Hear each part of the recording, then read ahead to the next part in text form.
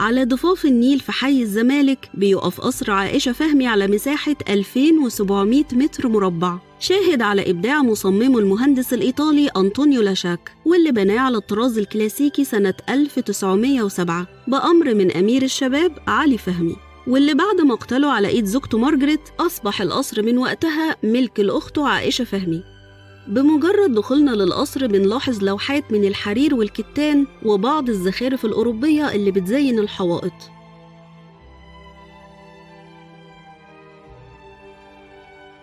القصر بيتكون من دورين، الدور الأول فيه 6 غرف، منهم 3 غرف صيفية بإطلالة جميلة مباشرة على النيل، ده بالإضافة ل3 غرف بتمثل الجناح الشتوي. غرفة البلياردو من أشهر غرف القصر الموجودة في الجناح الشتوي، وكانت من الغرف المفضلة للفنان يوسف وهبي زوج عائشة فهمي، واللي كان بيقضي فيها بعض من وقته بيلعب فيها أشهر ألعاب القرن العشرين وهي لعبة البلياردو. بيفصل ما بين الدور الأول والتاني سلم بيمر على نوافذ القصر المصممة من الزجاج بألوان وأشكال متنوعة ومبهجة جداً.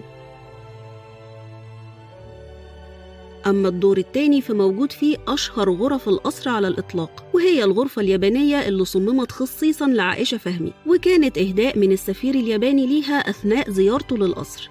أهم حاجة بتميز الغرفة دي هو لونها الأحمر بالكامل، وهنلاقيها مزينة برسوم يابانية مختلفة باللون الذهبي، ده إلى جانب المصابيح اليابانية الكلاسيكية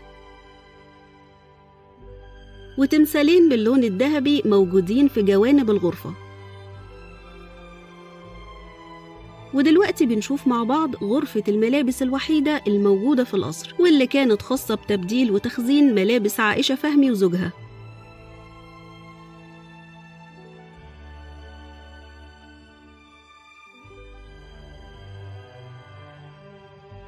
وهنا بنشوف حمام القصر واللي بيدل على الفخامة والطرف، خصوصاً مع وجود سخان غاز واللي طبعاً ما كانش متوفر في مصر في الوقت ده، لكن عائشة فهمي كانت حريصة على اقتنائه لحبها لاستخدام أحدث وسائل الراحة والرفاهية.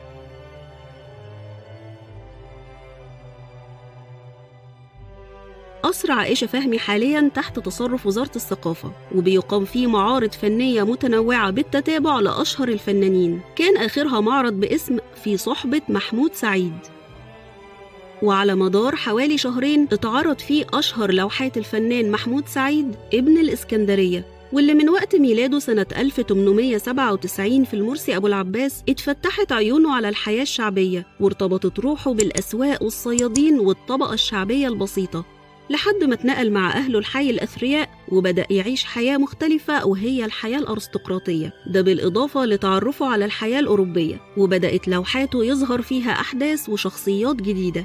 بيعتبر محمود سعيد أحد رواد الفن التشكيلي، لكن بالإضافة لكده بيعتبروا كتير من الفنانين مؤرخ للحياة السياسية والاجتماعية المصرية، واللي نقلها في لوحاته في عشرينات القرن الماضي. المعرض بيعرض كمان بعض أعمال الفنانين الأجانب اللي كانوا مقيمين في مصر وعصروا الفنان محمود سعيد، وده بمناسبة مرور 60 سنة على رحيله. وخلال الدقايق الجاية خلونا نتفرج مع بعض على جانب من اللوحات اللي كانت موجودة في المعرض.